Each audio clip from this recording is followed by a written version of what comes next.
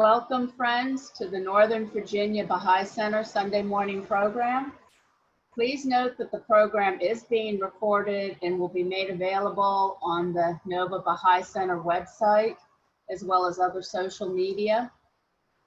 At this time, we would like to remind everyone that you've been muted by the host to prevent audio feedback. However, we invite you to enable your camera so the speaker can see you. You can enable your camera by moving your mouse to the lower left-hand portion of your screen and clicking on the video camera. We will now begin the program with a prayer and devotions.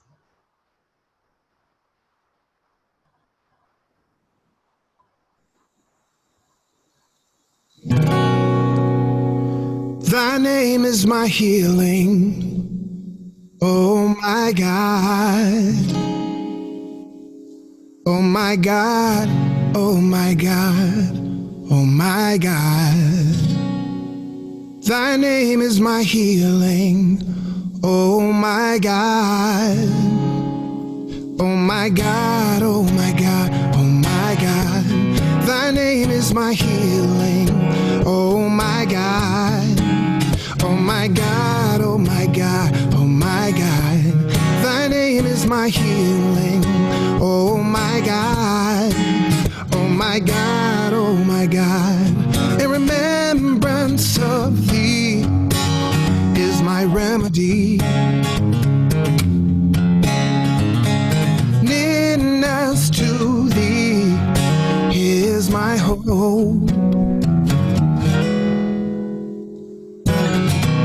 Thy name is my healing. Oh my God, oh my God, oh my God, oh my God. Thy name is my healing. Oh my God, oh my God, oh my God. And love for thee is my companion. Thy mercy to me is my healing and my succor in both this world and the world to come. In both this world and the world to come, thou verily art the all-bountiful, the all-knowing, the all-wise.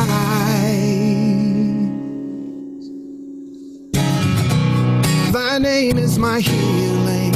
Oh my God, oh my God, oh my God, oh my God.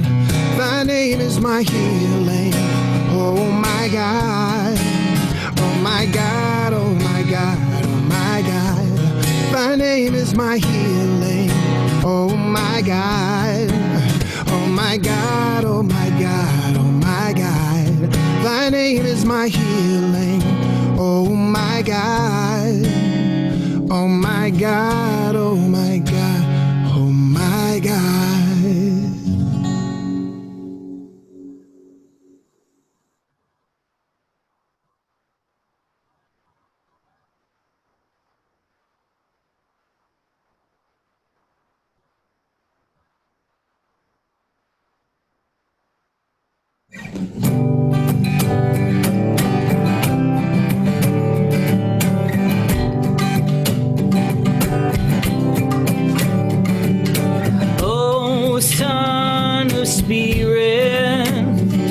With the joyful tidings of light, I hail thee, rejoice.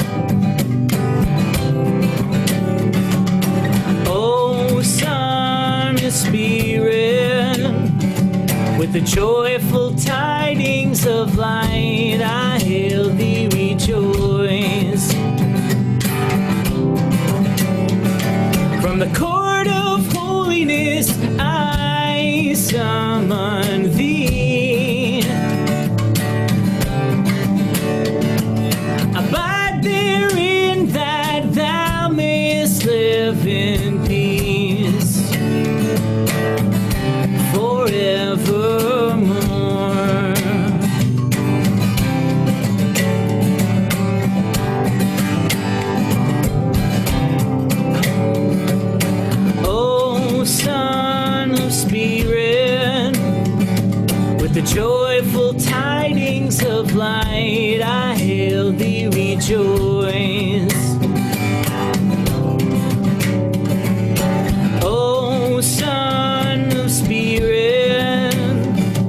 with the joyful tidings of light. I hail thee, rejoice. From the court of holiness I summon thee. Abide therein that thou mayest live in peace forevermore.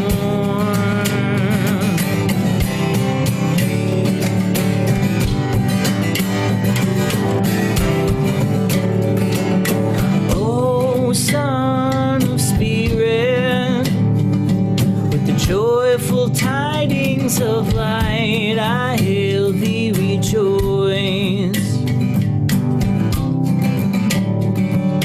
O Son of Spirit, with the joyful tidings of light, I hail thee, rejoice. I hail thee, rejoice.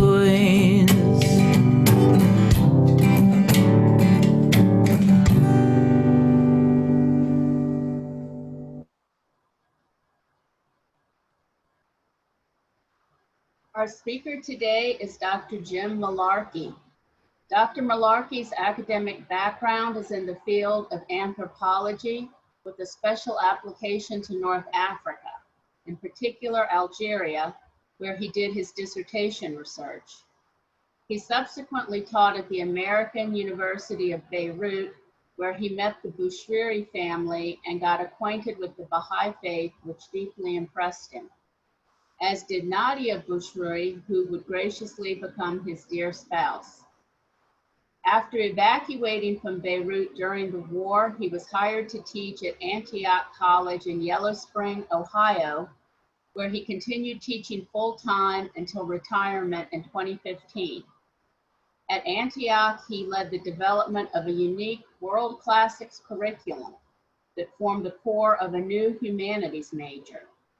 During this time, he also had the honor of assisting Professor Suhail Bushrui in offering the World Order Studies World Peace Program for 9 summers, first at Landig Academy and then at Townsend International School. A recent project has been to research the emerging interdisciplinary paradigm called Restorative Justice. His talk will trace the academic and circumstantial leaps which compelled him to pursue, embrace, and teach this revolutionary way of doing justice at Wittenberg University. He will expand the philosophy of restorative justice, how it works, and will give examples that will show how it can be employed at every level of society and how well its aims and means harmonize with Baha'i principles. The topic today is restorative justice. Please welcome Dr. Jim Malarkey.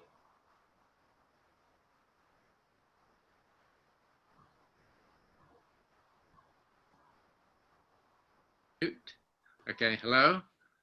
Okay, you're good. Okay, thank you. Thank you very much, Sandra, for that little introduction. Yes, first of all, I want to express appreciation for having the confidence that I have something worth sharing to you today. I have no idea how many people either know everything about the subject already and don't need any further information, or have no information whatsoever. But I'll pitch it as I've experienced it, basically, and try to share with you the building blocks. However, I'm not going to give an eloquent scripted lecture. I normally, when I teach this class, it's a dialogical class because restorative justice is done in a circle with people taking turns speaking. And I'll say a bit more about that shortly, but I think it's best done in that format. And also it allows me to make some connections and respond to your questions and answer afterward, which I hope you'll have. First of all, I never was trained in this field of restorative justice or conflict management. So I have found myself basically driven to be interested not only in the subject of restorative justice, but something of a proponent of it to everybody I talk with who has a slight bit of interest in it, because I think it's vital for the future of our people and our planet. It's a way of engaging issues of injustice that take place historically as well as contemporaneously, which I think as Baha'is we can see very interesting parallels. So I actually did want to say a few words about my leaps as advertised there, but then go into a discussion of the parallels between Baha'i faith, Baha'i principles, and what I see as an indispensable basis for doing quality restorative justice work, which to me is very compelling. First of all, yes, I mean, I grew up Catholic thinking that was the one true religion and that the rest were false, and so on and so forth. And so I'm coming from that background. Plus I was at a high school named after the Fighting Crusaders, Molar High School Fighting Crusaders, which reminds us of the Crusades and of course the wars between Islam and Christianity. And following that, I ended up going to West Point Military Academy, and all this was quite fine with me at the time. I had no consciousness beyond the fact that, hey, you know, it's a great country. I have my religion. There's a good school to go to. I can serve my country. But then when I got to West Point, one of the things I discovered toward the end of my second year, having joined the debate team, was the United States was at war in Vietnam, of course. And I began researching that on the debate team. And the more I did the research, the more I discovered, oh my gosh, on what basis is this destruction of the country of Vietnam warranted, justified, legal, or moral? And I began to have some severe conscience problems about serving in a capacity that was furthering those kinds of policies that now in retrospect we may understand and agree with, but at the time it was a little bit going against the current. I wasn't fully aware of the movement outside in the streets. In any case, I left West Point after 2 years and went to Texas to study anthropology because I wanted to see how other people see the world. So as I explained to one officer, I don't want to simply fight them. I want to understand them first to figure out why it is we're doing that. And nobody did seem to know the answers to those questions. I went on to study anthropology, and that ended up sending me to North Africa. And there was another revelation. Two of them really. One was the Islamic world. This was my first experience of another faith tradition and the practice of that faith in the daily life of the people. I visited Morocco on a couple summers, in Tunisia and Egypt for different summers as well. So I got a deep introduction to that part of the world. But also I discovered a second thing, colonialism and the pervasive and persistent impact of colonialism in Algeria, which is where I was doing my dissertation research, but across North Africa, all across Africa, Latin America, Asia, and in fact, the entire world has a legacy of colonialism that is, if you read about it, is quite shocking, disturbing, if you have a moral sensibility. And also it led me to reflect back on the country I came from. I had never quite thought of it as a settler colony. I just thought about it as the United States. And there were Indian reservations. But then I began to realize that. And then, of course, the slave system that went alongside of that in terms of our own nation's history. When you come from, as I would, a Baha'i perspective, where you realize that certain ways of treating human beings is rather shameful. And I was fortunate when I picked up my teaching post at AUB, which is 1984, as I was finishing my dissertation. I met the Bushruis. And it was at that time, for the first time in my life, I heard about the Bahá'i Faith. And I was shocked because I'd given up on religion. I thought, wait a minute, virtually every religion seems to be finding a way to support violence against people that seems otherwise morally unjustifiable by the principles of those very religions. But the Baha'i Faith didn't. I was also impressed by the explicit acceptance and support for the different faith traditions of the world, the different cultures of the world, that the people of the planet, the one people of the planet, the unity in diversity. And so I just wanted to indicate that this experience then, later on when I came back from Beirut, I became involved in a Baha'i community in Yellow Springs where we had a local spiritual assembly, and serving on the assembly, and later on helping Professor Bushrui at Landig and Townsend International School with Baha'i programs that developed curricula dealing with the Baha'i Faith in the world in relation to other faith traditions, cultures, and environmental crises.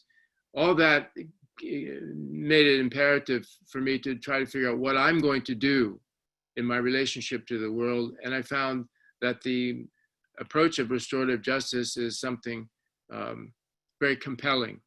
But I want to quote a few things from the writings to refer to the particular practices or commitment to justice in the Baha'i Faith, just to remind us, and also the role of consultation, because it turns out that, in fact, restorative justice circles are parallel to, and in many ways, should I say, similar to consultation, the principles of consultation in Baha'i bodies and in life.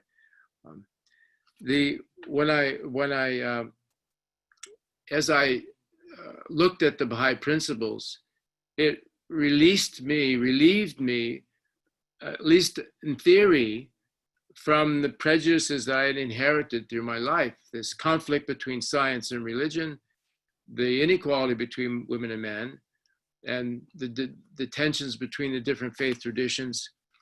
But it also underlined the importance of independent investigation of the truth and the freedom of self-expression of each human being, and the principle against coercion in religion and so forth. These are very congenial ideas because, on the one hand, a great deal of respect for the individual, on the other hand, a recognition of the responsibilities of each of us to one another and to the wider world. On the principle of justice, you all know the quote, I think, that the best beloved of all things in my sight is justice. The best beloved of things, all things in my sight is justice. That's a very strong endorsement, isn't it? Turn not away therefrom if thou desireth me, and neglect it not that I may confide in thee.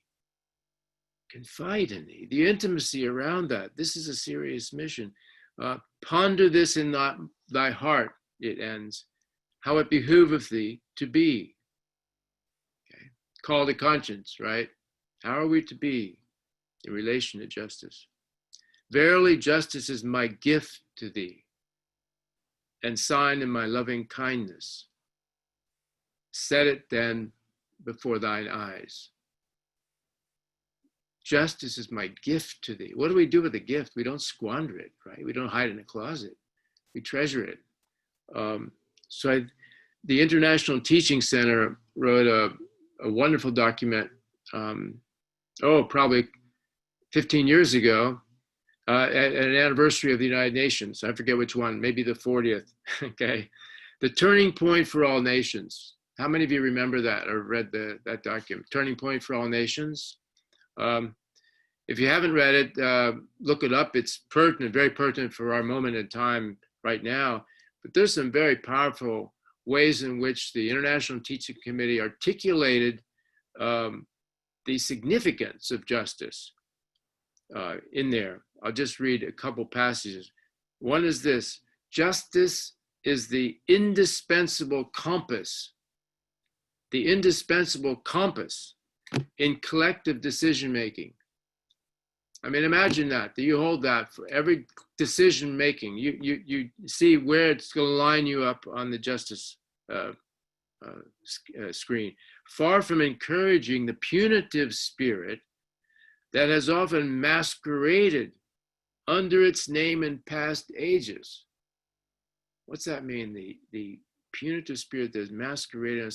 Yes, it means doing justice by locking people up or giving them the guillotine or whipping them or banishing them, right? Punishment, it's called doing justice. We did justice to him, we executed him. We did justice, he's got life. This kind of thing. So the claim here by the teaching center is that that's masquerading as real justice, okay? Justice, rather, okay, we're going on now. Justice is the one power that can translate the dawning consciousness of humanity's oneness into a collective will, through which the necessary structures of global community life can be confidently erected in an interdependent world. That is a powerful argument, powerful statement.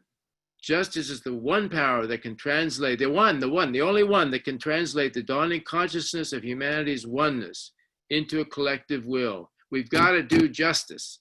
We've got to find it. We've got to pursue it, through which the necessary structures of global community of life can be confidently erected. I say that because one thing I will also add, I've come to highly be one of those who recommends that this country really needs a Truth and Reconciliation Commission when it comes to the history of race relations in the United States of America, if we are to be able to go forward and create a kind of a national community, not to mention global community. And that kind of commission is something significant, it's large, it's thorough, and more on that later, but of course not too much because I don't want to take up too much time. The document from the International Teaching Center goes on to say this, beautiful metaphor. Justice is the thread that must be woven into the consideration of every iteration or interaction, perhaps, whether in the family, the neighborhood, or at the global level. So again, there's the compass, there's the thread, there's the idea that it's a preoccupation. It's a preoccupation of ours that we not only do justice, but that let me translate into a different vernacular, that we restore the justice that was not done. Okay. The unquestionable, let me go on to say one, because I want to get to consultation. The unquestionable uniqueness of each person in each circumstance and each occurrence makes it difficult to have a way to apply justice in a mechanical fashion. Okay, we got to think, we got to talk, we got to problem solve to find what is just, right? It's not given, it's not a given, it's not a thing that you can see, like a glass, this is justice, okay? Especially amid the diversity of religions and cultures. But ultimately, we need a process whereby we can come to acceptable, meaningful, and arguably just accountability and healing from offenses. And this is the challenge of restorative justice, to find a way to do that. And again, consultation, for me, I look back at that as a wonderful training ground for learning how to do restorative justice and offer courses in the subject, because it's totally congenial to how I've been trained as a Baha'i to think and treat others and to mind myself as best I can, which is not the easiest thing to do. Okay, here I want to quote John Culsto's work. You know, he published a book on consultation and another book on decision-making called Developing Genius. And he reminds us that consultation is not just a formality. It actually works by harnessing the common interests rather than settling differences by confrontation, violence, and schisms. So it's an alternative to violence. So all the violence that I was reading about, studying, writing about in terms of my dissertation and oh my gosh, living in the Middle East for so long, the tiresome nature of violent conflict as the means to resolve conflict, to, etc. That can be avoided if you find a way to talk your way through things. That's easy to say and hard to do. So what is a method of doing that? Okay, not just any method does that. Okay, consultation works by harnessing common interests rather than settling differences by confrontation, violence, and schism. There is no end to the settings in which it can be employed. Okay, the art of consultation, and Baha'is should remember this, we don't just consult in assembly meetings, we consult every day of our life, at home, okay, on the block, okay, online, even. The art of consultation is revolutionary. Yeah, he says that, revolutionary, based on a whole new understanding of how differences of opinion can work in harmony rather than at odds. If you take one look at our political scene, it is at odds, right? How do differences of opinion work in harmony rather than at odds? How people can work together and be safe. That's an underappreciated concept, being safe. People most of the times, I feel safe, I'm not worried about that. But then they feel uncomfortable. They don't want to say this, or you don't want to say, I'm afraid if I say this, she's going to say that, or he's going to jump on me, or no one's going to want to hear. When you actually talk to people, you realize how many restrictions they put on what they themselves want to say because of being afraid of what others might think or say back, okay? In consultation, each member of the assembly has the right to speak freely and openly, and the responsibility also, right, to listen respectfully. Each maintaining detachment from his own contributions and coming to decisions with consensus for a greater good that the organization or the meeting is serving, of course. All of these things are good in terms of what restorative justice is about too.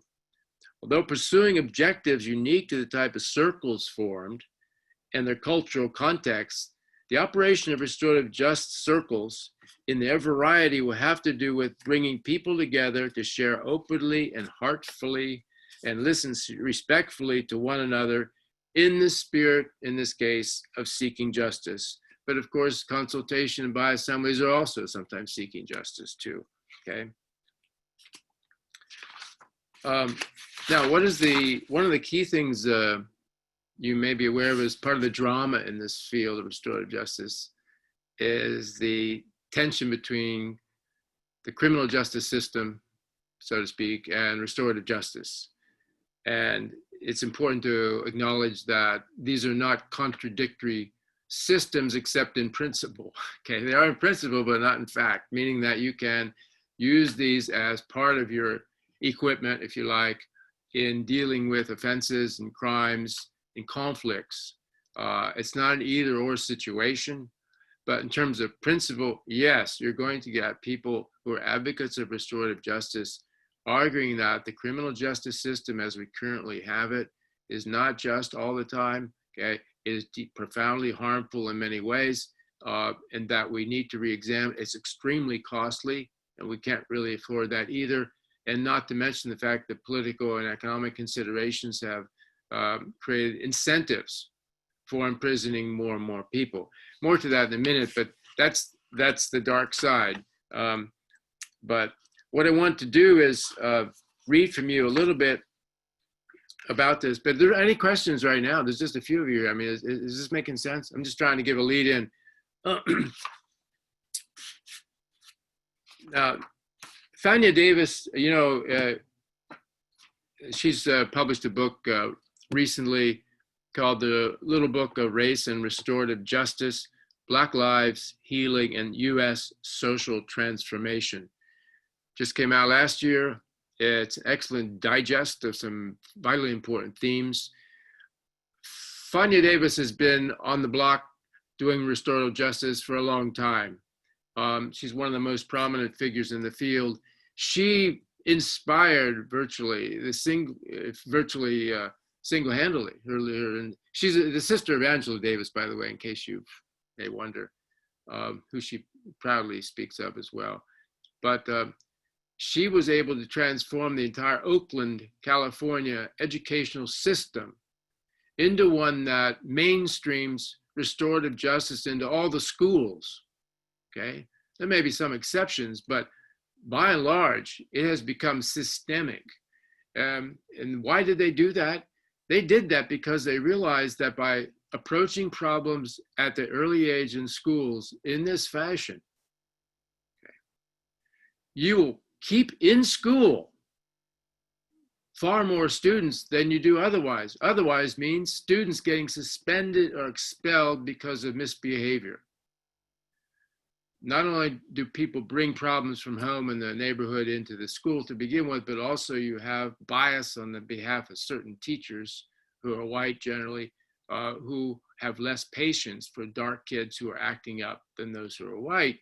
Regardless of how you analyze all of that, the point is simply this. In the final analysis, it's been proven, if you integrate restorative practices into schools, more schools stay in school, they do better in school, they go on to the next level of schooling, and they go on to college and graduate, et cetera, et cetera.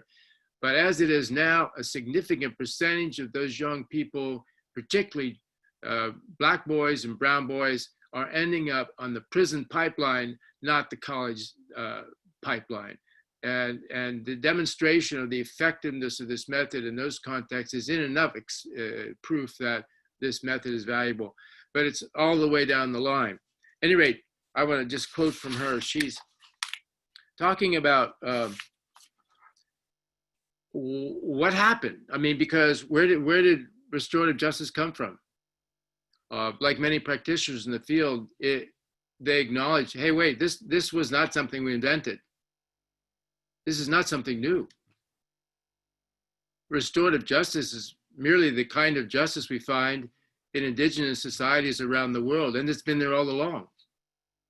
Throughout history, we've had people understanding that this is the most efficient, effective way of handling things without expelling people, disrupting families and communities in doing so.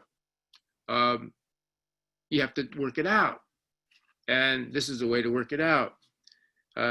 So I'm going to read a bit from her book so you get a flavor of what she's saying and how she describes the field and differentiates it from criminal justice. And we'll show some tables after that so you can just get a digest of that information. But Fania says, European colonists, when they came to the New World and they came to Latin America and Africa and so forth, saw no jails, police officers, lawyers, judges, or courts. They didn't see any of that there, with some exception perhaps in some of the kingdoms, okay? But just in general. And so they figured life is nasty, short, and brutish, like Thomas Hobbes would quip. And these people don't have anything. They're primitive people, okay? What do they know? All along, however, as anthropologists have well discovered over the generations, these people had a worldview affirming the interrelatedness of all of life, as well as countless social institutions, cultural bonds, and practices that gave life on a daily basis to that strongly held sense of oneness and community, preserving everything within that community. The focus is on when there's conflicts. There are conflicts, different points of view, tension, what have you. Conflicts occur, sure, but the focus is immediately on repairing and rebuilding the relationships. You'll hear that over and over again. It's just this little tiny talk here, repairing and rebuilding relationships. Conflict is the eruption of something that's disturbing a relationship. It breaks a relationship that's got to be reestablished. With the intent is to reestablish the social harmony. Hence, the notion of restorative justice comes from the idea of restoring what we once had. We had relationships. We had a way of being together. We had cultural values. These have been ripped apart, and now we have these things flying. I use in my class this piece of material. They sell in mattress shops, underneath the mat. You pull this stuff apart, right? It just leaves a bunch of threads. And part of the concept here is that conflict really does rip a community apart. It's not just between two people. Everybody is affected. there's more people affected by that that need to be taken seriously. The focus is on repairing that. In indigenous society, the person responsible, and often their family, by the way, is obligated to offer apology, to offer recompense, to offer reparation to the harmed person and community, or else. And there's a whole series of protocols in different cultures about how you do that. They handle business themselves. They don't call the police in the capital cities. Hey, you got to come. This guy's in my apartment these days. He stole my stuff. Dude, man, you live here. You guys can figure this out. See, those communities had never lost those powers to do that. The argument goes that we lost that in the Western tradition. We gave that up to the state. So in our neighborhoods and towns, we often can't solve these problems. We have to have a police force and a National Guard and so on to intervene. I don't want to overstate that point, but in any case, something to consider. Restorative justice, says Fannie Davis, back to her, invites a paradigm shift in the way we think about and do justice, from justice that harms to a justice that heals. If you want it in a line, justice that harms to justice that heals. Our prevailing adversarial system is based upon, and I can evidence this if you want, a Roman notion of justice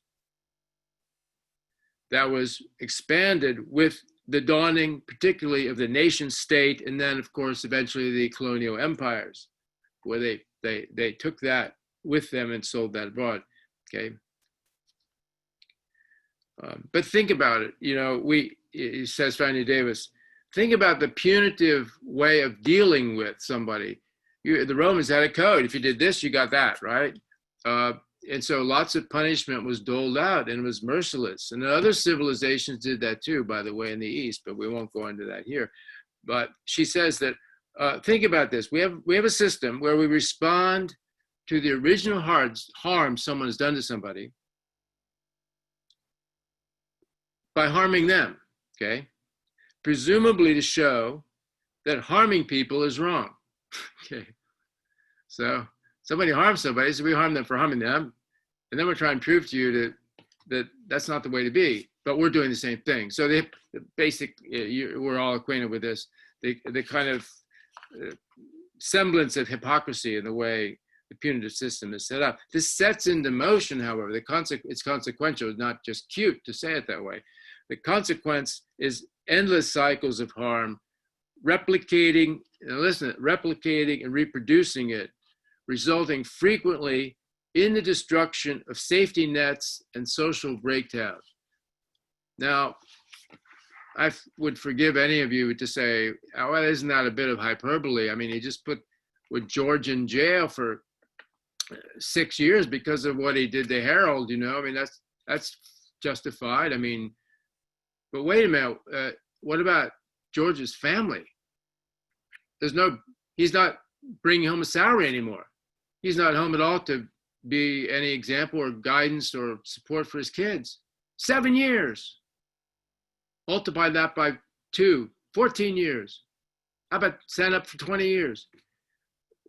Families get disabled. Hey, wait a minute, those kids didn't do anything to deserve this. Why are the kids being punished by losing their father when they didn't do anything? It was just the old man who did. You see what I'm saying? I mean, what I've learned to do is realize, God, I never thought about that. I never thought about that. Nobody ever made me think about that. We in the Western society think of the individual. The individual is a criminal and gets what they deserve, and that's it. That's all we have to worry about.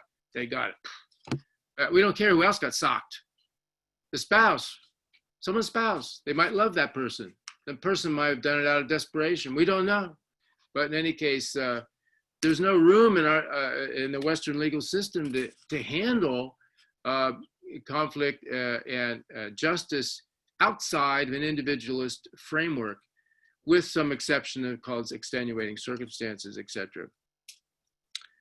At any rate, restorative justice attempts to interrupt these cycles by repairing damage done to relationships in the wake of crime or other wrongdoing, and in so doing, a way consonant with the indigenous wisdom. Justice is healing ground, not battleground. So keeping in mind, justice is healing ground, not battleground. If someone commits a crime or does a major offense, there is some reason to believe that something is going on in that person's universe, in that person's network, which is causing him or her pain, okay? Okay. There are psychopaths, I'm willing to acknowledge, but they're not everybody. They're like a tiny percentage. The point is that harmed people harm people, and there's often a backstory or another circle at work that we're not aware of.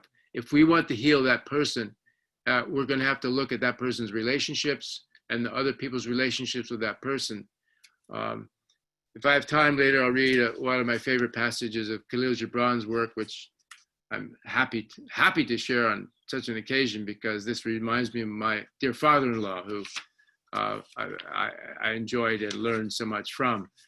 But there's a great chapter in the Prophet called on crime that better than anything else I've read by anybody else conveys an awareness of the interconnectivity in the areas of crime and how we perceive it.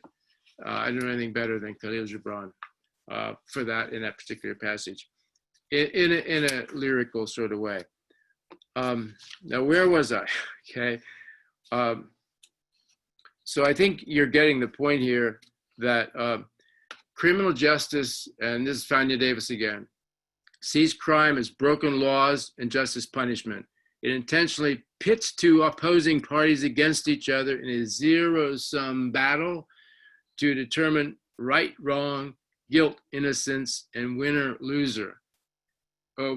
We all know examples. I mean, I grew up on Perry Mason, like some of the other old people here, okay, where cases are fought in court, and the shrewd lawyers are able to find out, the whole drama of legal stuff. It's not just that often it is time-consuming, costly, and even wrong fundamentally. But the fact is that the people who engage in that process have nothing to do with the people being engaged. That is to say, the jury and the lawyers are not friends, relatives, community members of the people, the victim or the offender. They're people who they have to persuade the rest of us. They don't really have an interest in or connection with. Whereas restorative justice that goes back to indigenous society have a different logic. Hey, wait a minute. They don't know this person. They don't know these people at all. How can they know what's best for them? They don't. They just go by the book. It's like an algorithm nowadays. That's one of these, or DSM, right? You're one of these. You go to. It's not real. I mean, again, in a community, it's a strength that you know who it is was involved. Now, I could give examples, but I won't. People I know in this community, once you know them, you're much more concerned about their welfare, much more aware of what they're dealing with, much more able to communicate to them with trust, much more easy to persuade them to change where they're headed to help them out. And indeed, part of the aim of restorative justice is to help people out, is to figure out what problems in the community have been manifested by this violence, let's say, whether it's theft, arson, assault, what problems have been manifested by that we can go through that to get back to the causes of those problems, the causes of that manifestation. Heal the community as a way of, in a sense, healing the man, if you want, and creating peace in the society. Restorative justice sees crime as broken lives and justice as healing. And there are no sides. There are no sides. Parties enter into the justice process in a circle focused on accountability and the common central question: how do we heal, transform this relationship and these structures in the wake of harm that's been done? It's a problem-solving process. Now, I'll talk more about that probably, but any facilitator of a restorative justice process will meet independently with the victim and with the perpetrator or offender or responsible person separately to see their disposition to engage in this, because it will involve both people, in addition to close members of the family often, and some close friends, maybe, people who have special knowledge of the relationship into a circle. The person who has created an offense does not deny it, okay? Otherwise, it wouldn't work. So all of the examples we have in our own society that we are quite familiar with, which has to do with people commonly saying, I didn't do it, or remember you have Miranda rights, don't say a word, they'll get you on it, or get a lawyer and the lawyer will teach you how to plead innocent or how to plea bargain maybe, which is a trap in many respects. But we have a lot of deception going on in society about accountability. And so one of the lovely things about restorative justice, I think, is that it encourages accountability, even though being accountable is often extremely difficult. And there's more to it than that, you're going to see. But basically, to be able to say, yes, I did it, but without the fear of, by admission, getting you a ticket to prison for 10 years, right? You have the threat like that. We say it's a deterrent against committing crimes, but it's also a deterrent against admitting them, right? And when you look at the statistics, how many people commit crimes, I don't care, rapes, thefts, every kind, are not even reported, and how many are actually convicted, you see that a lot's going on that a lot of it's denied, and so people get off. It's her versus him saying this is what happened, and so the jury can't come to a decision. In any case, then I'll use the example of a rape case. Yeah, I mean, if someone who was forced a woman into having sex can admit that he did it, okay, admit that it was wrong to do, express remorse for having done it, and also be willing to listen to how the woman, if we may stay with that case, experienced that event, how it made her feel, how she felt subsequently, etc. And when the person who was the offender hears her talk, and hears her sister talk, her mother talk, her father talk, okay, it's an overwhelming experience.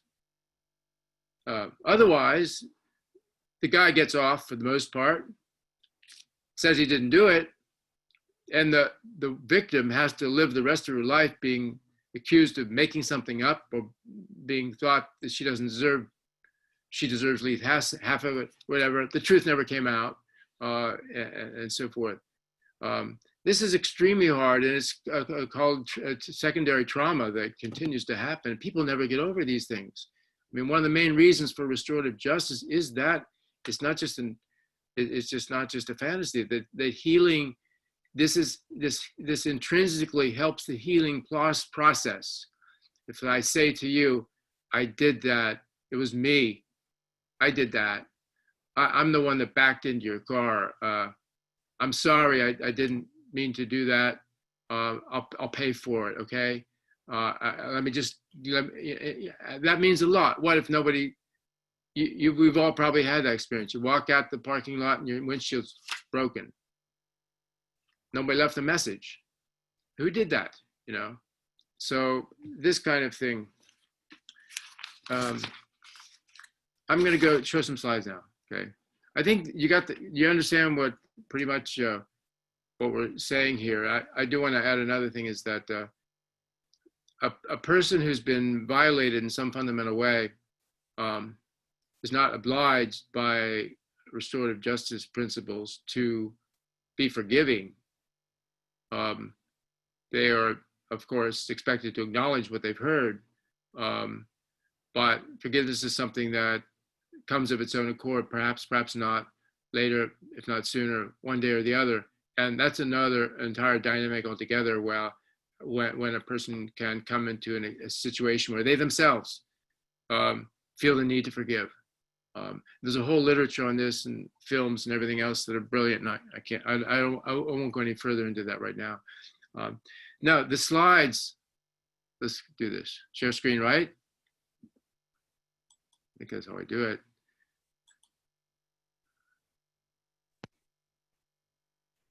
Yes, Yep. share screen.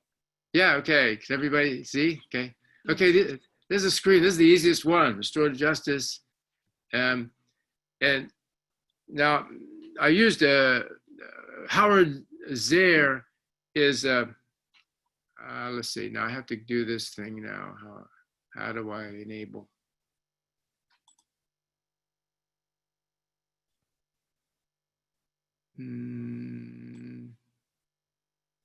Let's see. I knew this would happen. Can you scroll down the Scroll down. And page down also. Where do I? Can you page down? There you go. Are you seeing that? Yes, we are. Oh, so it's just working. Okay, it is Yes. working. Okay. Yes. I thought I had to do something. Okay.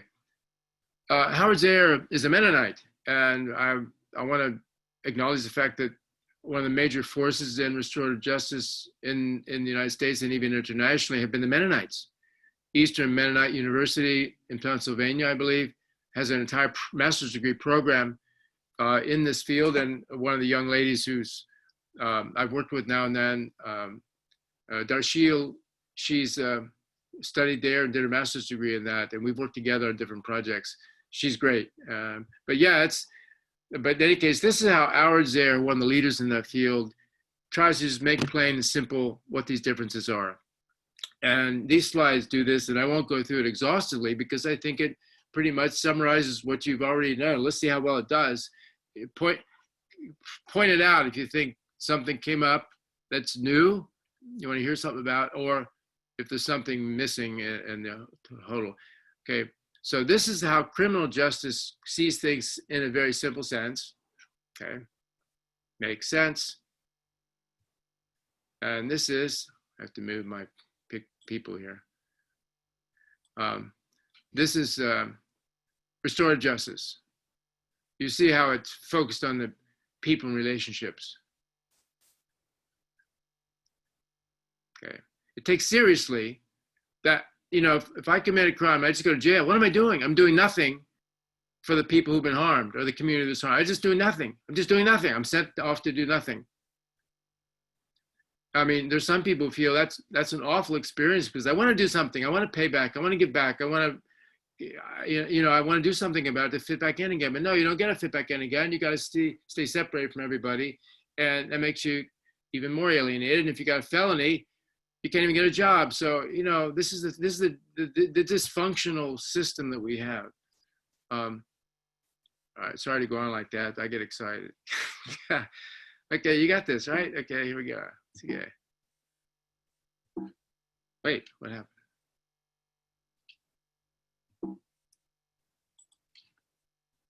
Okay. Okay, the criminal justice system. Yeah. What's the law? It's been broken. Boom. Who did it? Then you have to figure out, look up in the book, see what the lawyers can do, see how much the judge can give way. Restorative justice is something different. First question is, who's been harmed? It doesn't really matter what the precise truth is. There might be different accounts of what happened, but somebody's been harmed and somebody has to be taken care of. The obsession needs to be taking care of people who've been harmed, not sending someone up the creek and punishing them hard and tough. So we're tough on crime. Wait a minute, you forgot about the victim. So RJ is proud to say that victim comes first. What do they need? Okay, not just what do they need, what can we do about that? And whose obligation is it to help them get that done, okay? Guiding questions are, okay, who's been harmed, what are their needs, obligations, what are the causes?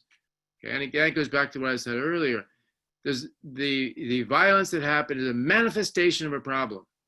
Maybe it's poverty, maybe it's mental illness, maybe it's the mafia. Something is cooking, and it's not going to be solved by putting one guy up in prison. There's something cooking, okay? Something's crooked. What is it? What is the appropriate process to involve the stakeholders in effort to put things right and address the underlying causes? See, this is where consultation is so beautiful.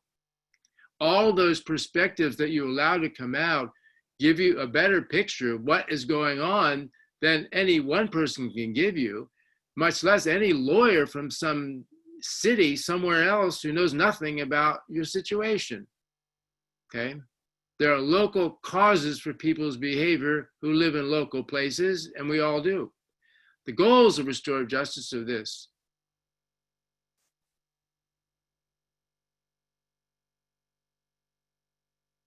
Why does it reduce the likelihood of future offenses, you may be wondering? Well, the offender gets an education in the process. They acknowledge, if they take ownership, if they see what mess they've made for so many people, they will likely shake their head and say, I never thought anybody else would be affected by this. I didn't know it would, you know. Well, yeah, buddy, now you know. Okay, now you know. And the community knows too. And believe it or not, in many cases, people who've gone through this process have gone out and done community service.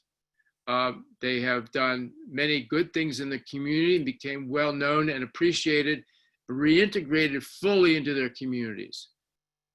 Whereas their counterparts going through the criminal justice system remain cons, ex-cons all their life, or felons, feeling shamed, not having acquired skills or built relationships to improve themselves in life, and often getting back in jail again. The recidivism rate is high in our prison system.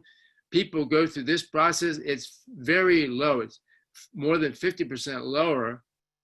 There's some repeats, but there's some great programs out there if done right. And I'll show you one in a minute, that film, who that is, okay?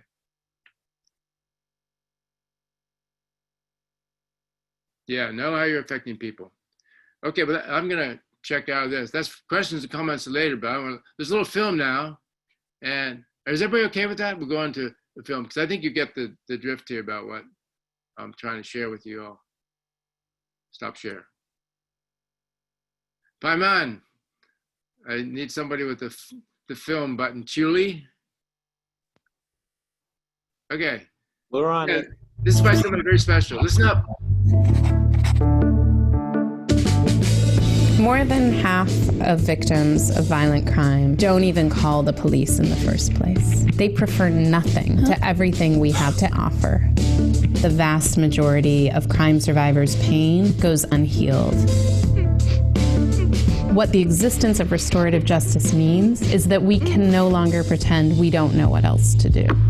As a country, we're really good at punishment. It's passive. It doesn't require people to act, to think. It certainly doesn't require them to change. When we lock people up, we excuse them from their responsibility to answer for what they've done. Restorative justice is a process to hold them accountable.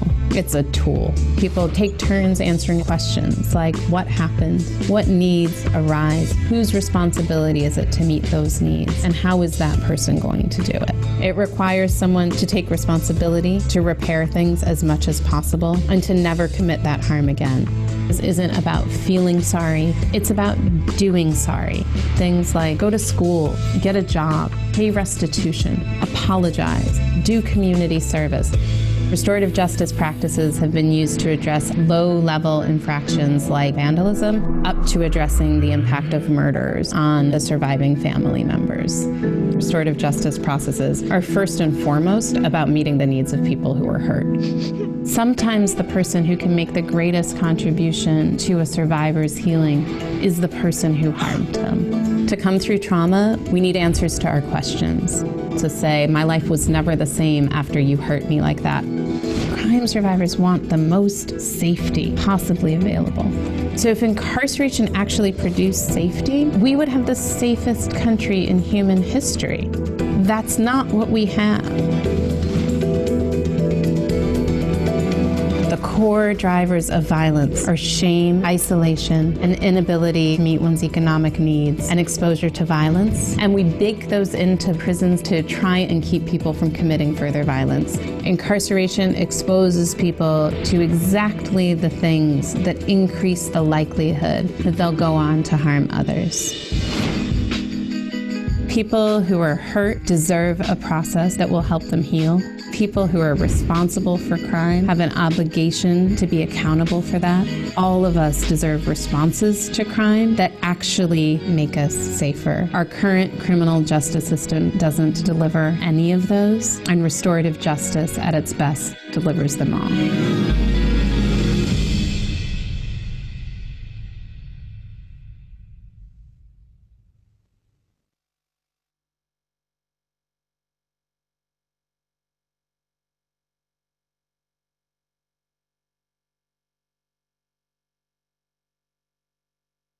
Okay, am I on? I mean, can you hear me?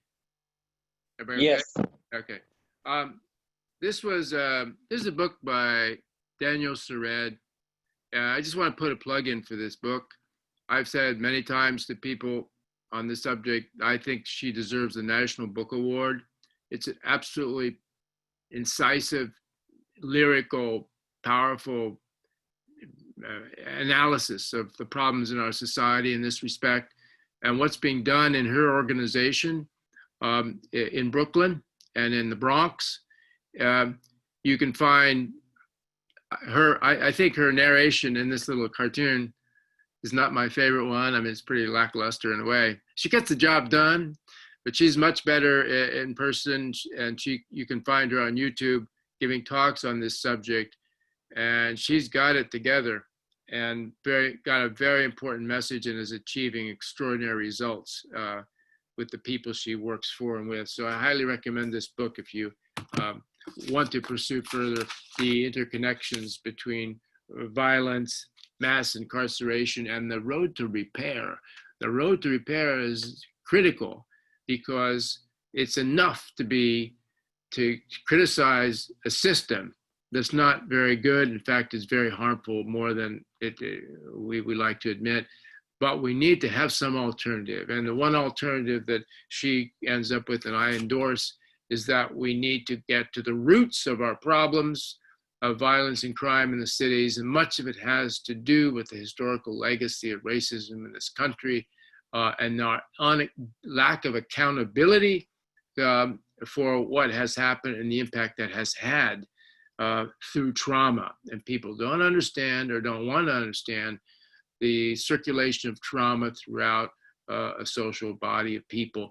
Anywhere in the world, it's the same. We have great examples of nations doing this kind of truth and reconciliation process. Sometimes that's called transformative justice. It's been done, of course, in South Africa, which is incredible to study, Rwanda, Liberia, Canada, a number of other places. In the United States, there's been experimentation with that in, I think it was Charlottesville, but also the most interesting recent one was a Truth and Reconciliation Commission carried out by the Wabanaki Indians and the state of Maine. There's a film called Dawnland, D-A-W-N, Dawnland. If you have a PBS passport card or whatever, you can watch it. I attended an online discussion with a number of Native Americans to watch that again. I'd seen it several times. I showed it in my class, but it just shows how people can come together and design a system that will actually come to terms with, in this case, it was the practice of taking Native American children away from their families and putting them in schools to change their religion, change their clothes, change their language, change their identity. And the impact that those generations of stealing children to kill the Indian to save the man kind of thing. That was a slogan, by the way. That was a slogan that was considered to be humanitarian. There's only one way to save these people is to kill the Indian in them. Make them white, make them fit into the powerful society that was growing that is white. So you have to learn English, become a Christian, change your name, and change your game. And that was it. But if you watch the documentary, you'll see people trying to come to terms with it. And I'm talking about people 50, 60 years later, still feeling the impact of trauma. This is not unusual. This is typical. Unresolved conflict, abuse, violence repeats itself in nightmares, okay? People who are victims of war, PTSD is not just an analogy, it's the real thing for a lot of people in their lives. Finding a way to process that is not, it's too simple to say it, get a therapist. No, it's not that. You need to to have the perpetrators come forward helps a great deal. The countries to come forward and acknowledge what they did. And there's some effort for that to be done. But I'm conscious of the time.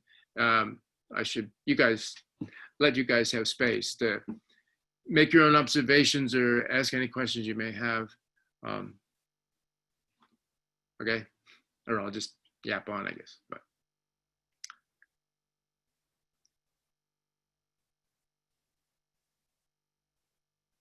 am I nuts or what? Right. Okay.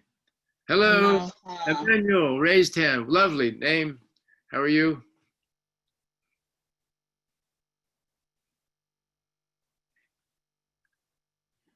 Do I have to? Sandra, you're mute. Yvonne, you need to unmute yourself. Aloha. Can you hear me? Yes, please go ahead. Yes, hi. I'm glad to hear you talk about the Native people and the things that occurred that has led,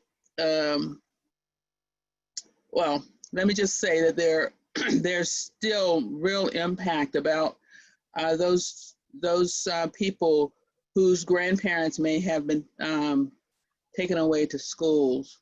I currently live on the Navajo reservation, and I spoke with two women a couple of weeks ago. And one of those women who knows very little about her Navajo culture was still feeling embarrassed. She talked about the inability to talk with her Native elders because her grandmother was forced to not speak the language. She talked about as a child being beat because her grandmother had been beat, so therefore her mother had been beat, and she was beaten because of her wanting to speak and learn about the Navajo language. So you can see that it's generational, the impact that it has on people. The other thing is that I'm a member of a Virginia tribe, the Nottoway Indian tribe of Virginia. And Virginia was the hotbed for a lot of the laws that has led to and continues to lead to really the eradication of Native people. There's a law that's called the Racial Integrity Act of 1924. And that law forced Native people to make a decision about whether they were Black or white. And as a result, on the census, Native people were maybe identified as being mulatto. Now, that 1924 law was just an extension of a law that happened in around 1860, which said that there was to be no mingling of people in the state of Virginia. And then the 1924 law said that, if you have an African ancestry, then you are Black. And if you are a descendant, if you're white, basically, and a descendant of Pocahontas, it's okay not to be Native. You can claim your whiteness. And again, that law resulted in Native people really not being recognized and still not recognized today. Now, since 2016, there have been a total of 7 tribes that have been recognized as being by the federal government.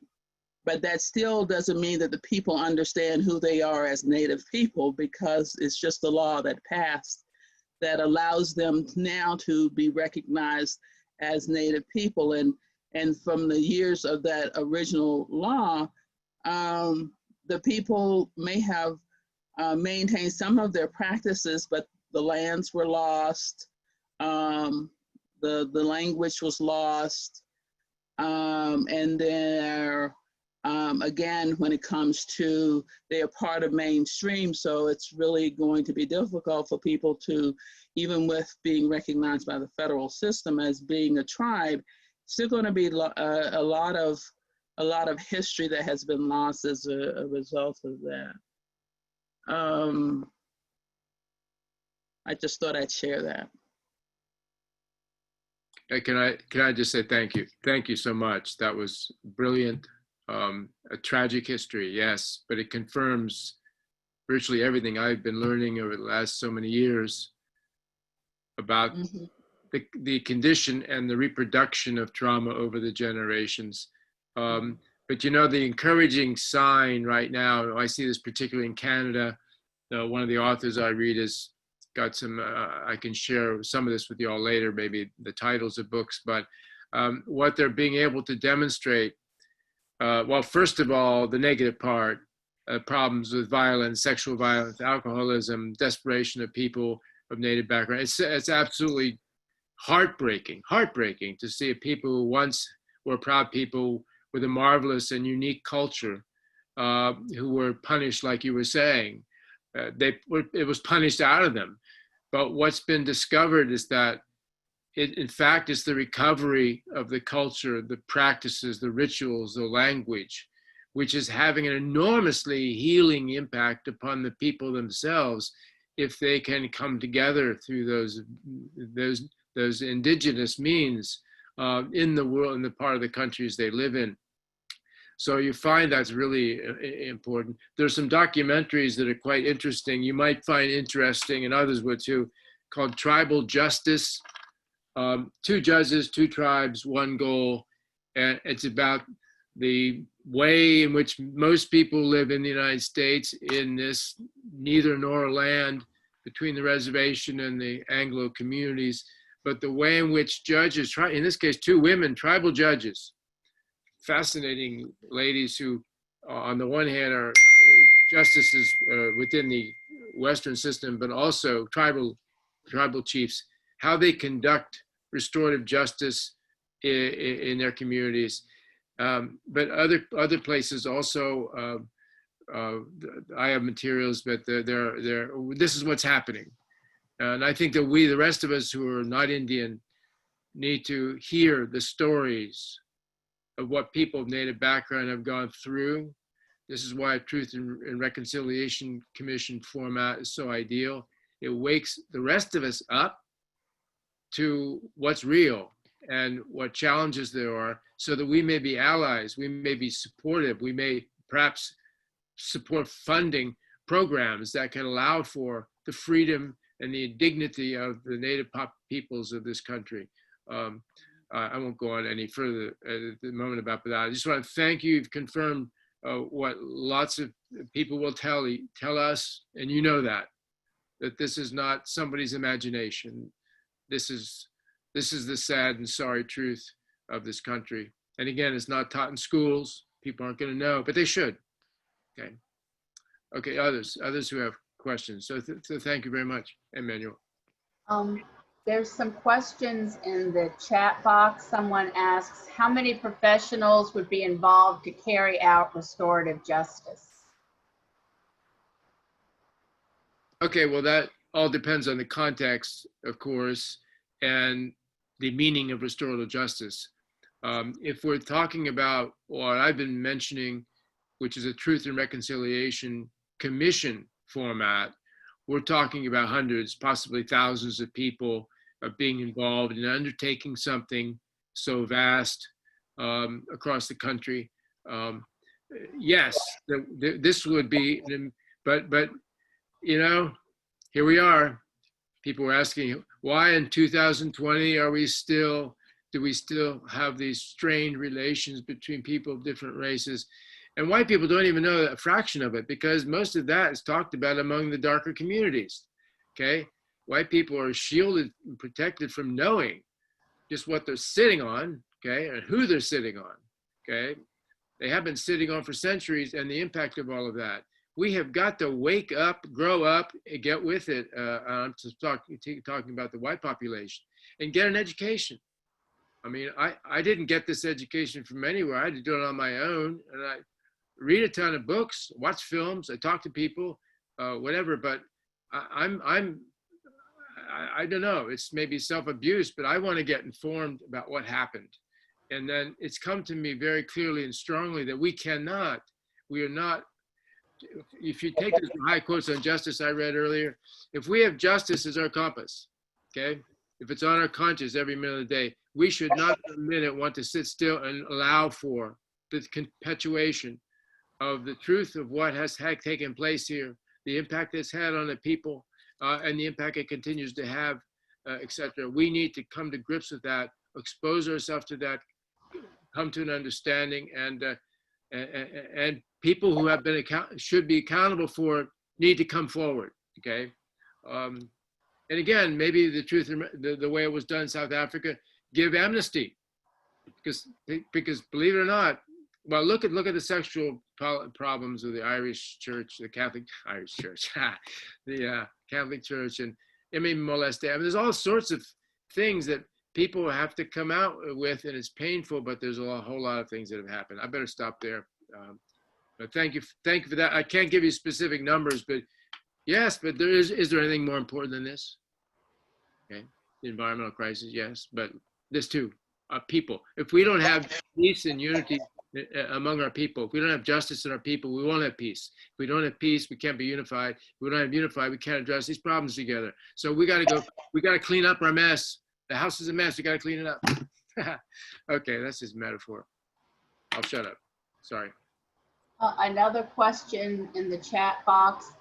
Since you have had experience in different parts of the world and different cultures, how do their justice systems compare in their relation to restorative justice?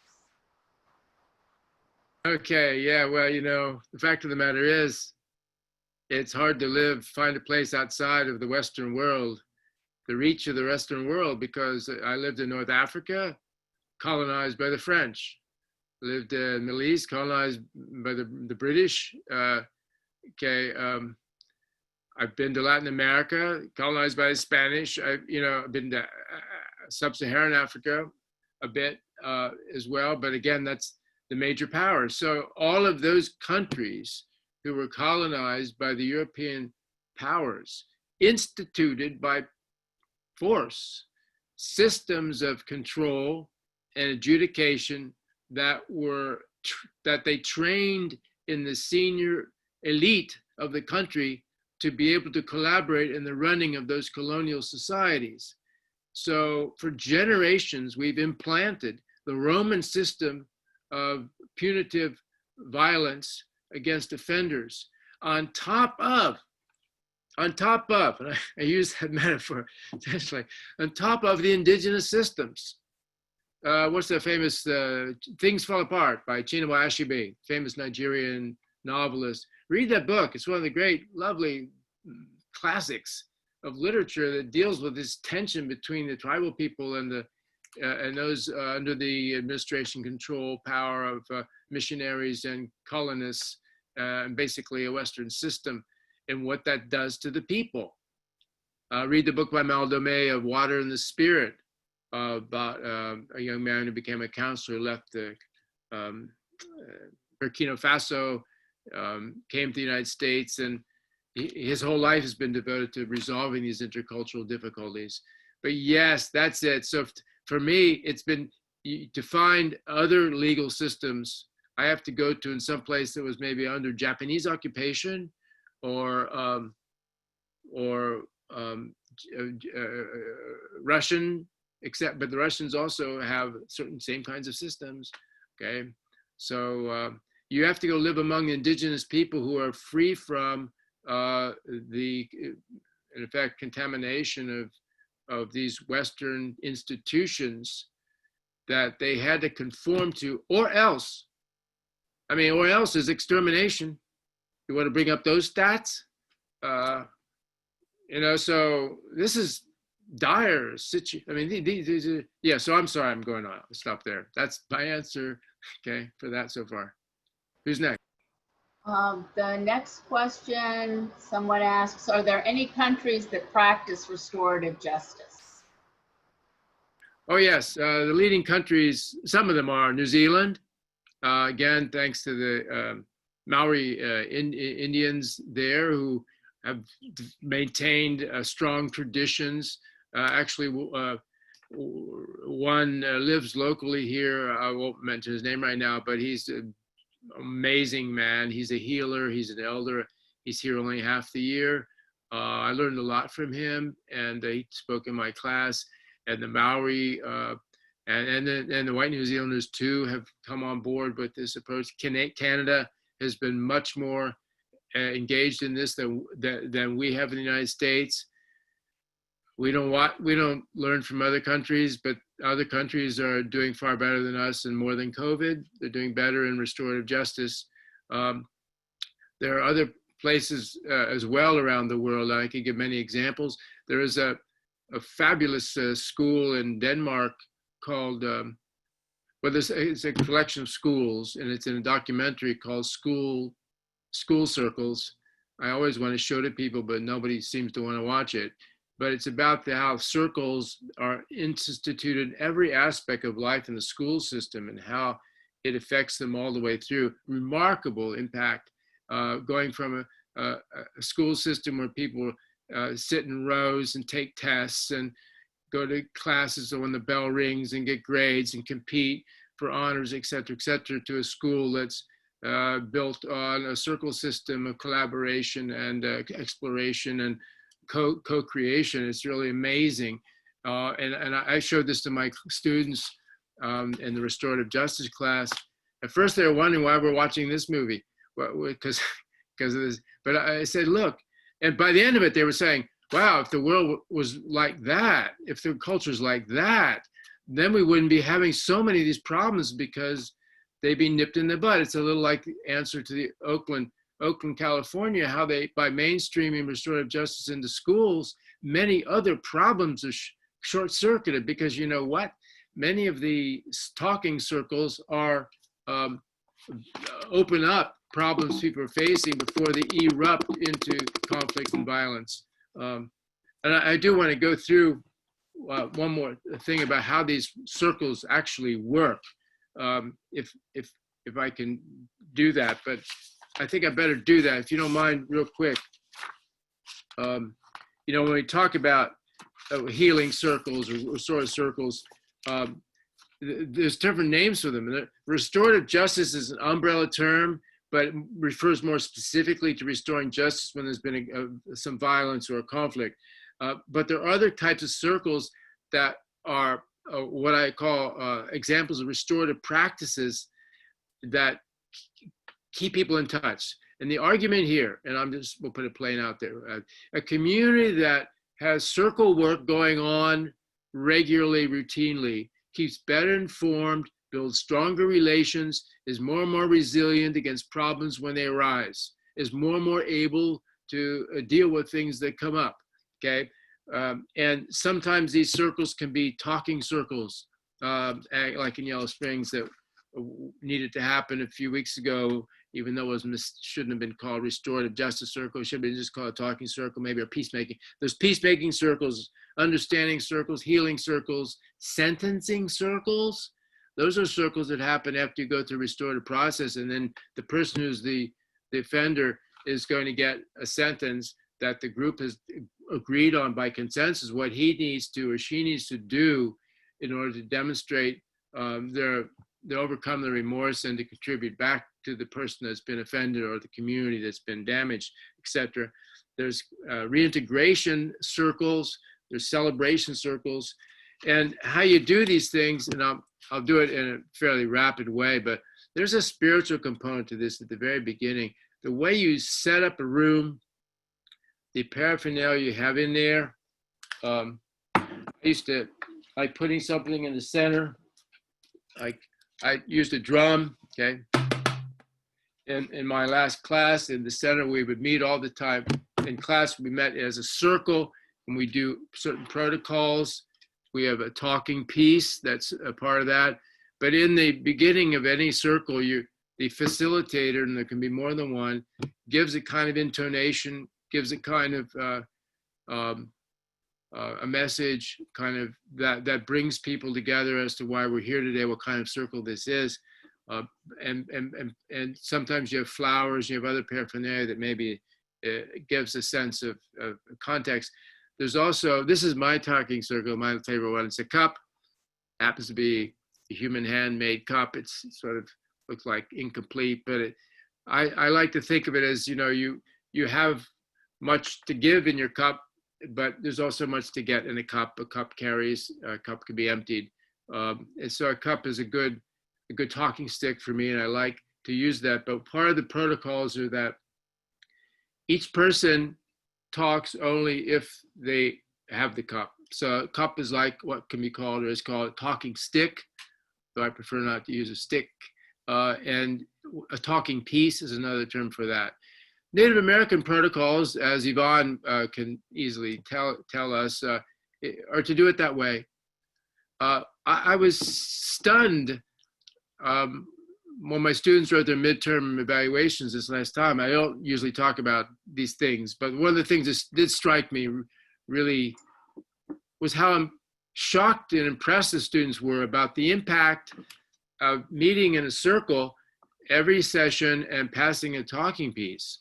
How much that allowed people to hear one another, to open up to each other, to get to know one another, to feel some sense of community, even if they didn't call it that. Not in one of their other classes have they ever, some of them were saying, ever had that experience. And I thought, well, I didn't know that. That wasn't really the plan. I just wanted to learn how to do it. But I was really stunned by the impact that seemed to be having on the people in the class themselves. But yeah, just shutting up and listening, okay? Taking a turn. If some people, most of these guys, I have to admit, who didn't feel comfortable talking, they'll never admit it, but they're probably scared of what others might think, or they don't know what to say because they've never been expected to talk. But gradually they began to open up a little bit. And some of those guys were the most firm believers in what we were doing because it brought them the furthest distance away from where they were in a whole. Okay, another thing is that, facilitator is doing precisely that. Decision-making is something that's by consensus, but with restorative circles, some of you surely have this question. It's not just a one occasion you do it. In an hour and a half will get it done, okay? Nope, you may need several days, several weeks, even longer, depending on the subject, on the personnel. You don't rush it, there is no time limit. You go at the pace the group needs to go. The facilitator follows what people say. The facilitator listens to the others. The facilitator doesn't tell anyone what to think. So it's very much an emergent process through the collaboration of the people in that room. And so every circle is unique. It's never been done before. Every case is unique. You know, who knows how long it's going to go or where it's going to turn out. Nobody knows, because it's all part of listening and learning and growing and coming to a new way of seeing. I had a note here myself. Circles, circles are a means to grow awareness, find authentic voice. That's not easy for people. Make deeper sense. I can't do it alone. Okay, build community and enlarge our worldview without losing who we are, while enriching what we can do. That's important to say. I mean, you don't lose yourself by listening to others and seeing they have different points of view. You grow in yourself, and you grow in you become enriched. Okay, let me just leave it at that, but let's get back to the questions. I thought I wanted to add that because some people may wonder how that actually works. And again, each circle is unique, but there's some common themes in it, and they can be done right, they can be done poorly, and it's a skill to learn. Okay, other questions? We're almost at 12 o'clock now, so we need to wrap it up. Perhaps after the closing prayer, if you'd like to stay around, we can go over some more questions or discussions if you have time. You're muted, Dr. Malarkey. Okay, I'm willing to stay for 15 minutes after, if anyone, really did have something they wanted to say or have a good question they wanted to hear. Because I apologize. I wish I would have given you more time. Okay, let's go to the closing prayer for those who need to leave, and then we can come back and talk more without the malarkey.